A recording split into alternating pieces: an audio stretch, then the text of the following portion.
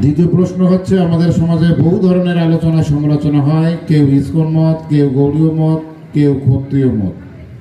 প্রকৃত অর্থে কোন মতটি সঠিক, আমরা কোন মতটি পালন করব? সুন্দর কথা। আমাদের সমাজে অনেক মত রয়েছে, এটা অতিথিবৃন্দও বলে গেছেন। কেউ ইসকন, কেউ গৌরী, কেউ অনুকূল, কেউ রামকৃষ্ণ পরমহংসদেব, কেউ 11, কেউ 13। হ্যাঁ, এরকম অনেক মত রয়েছে। আর প্রশ্ন হলো যে আমরা কোন মতকে সঠিক এবং ভালো মনে করবো, বা আমরা কোন মতে যাব। এখানে শুনেন, শাস্ত্রে কিন্তু ইসকন মত বলতে কোনো মত নেই, শাস্ত্রে রামকৃষ্ণ মত বলতে কোনো মত নেই, শাস্ত্রে সৎসঙ্গ অনুকূল মত বলতে কোনো মত নেই, শাস্ত্রে 11 মত বলতে কোনো মত নেই, শাস্ত্রে 13 মত বলতে কোনো মত নেই। শাস্ত্রে শুধু 2টা মত রয়েছে। এটা অথর্ববেদে পাবেন আপনারা 19 কাণ্ডে। কি? একটা হলো সৌত মত, আর একটা হলো স্মার্ত মত। অর্থাৎ এটা আপনারা পঞ্জিকায়ও পাবেন, সৌত মত, স্মার্ত মত। এই জন্য আমি আগে বলেছি, আচার পরম ধর্ম চতুর্থ সাতময় বচন।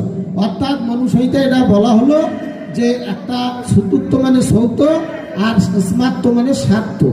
এই 2টা মত, এই 2টা মতে আমরা কার্য করব।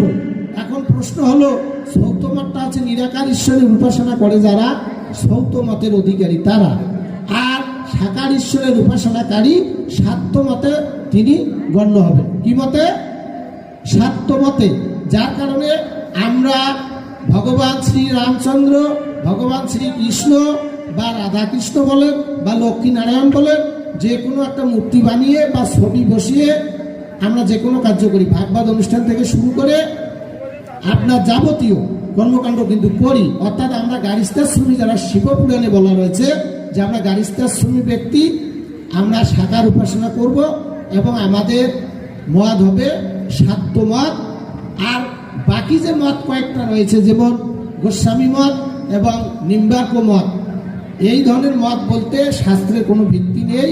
এগুলো যেমন ইসকন বাইর হয়েছে, যেমন অনুকূল বাইর হয়েছে, যেমন নিগমানন্দ বাইর হয়েছে, যেমন রামকৃষ্ণ পরমহংসদেবের বাইর হয়েছে, এরা যেমন তাদের নিজস্ব গতিবিধি প্রদান করতেছে, ঠিক গোস্বামী এবং নিম্বার্ক মতের নেতা আছে।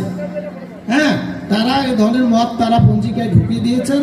সেটা শাস্ত্রোক্ত সম্মত নয়, এটা তাদের সাংগঠনিক মত। শাস্ত্রের মত 2টা, সৌত আর সাত্য। আর আমরা কোন মতে চলবো?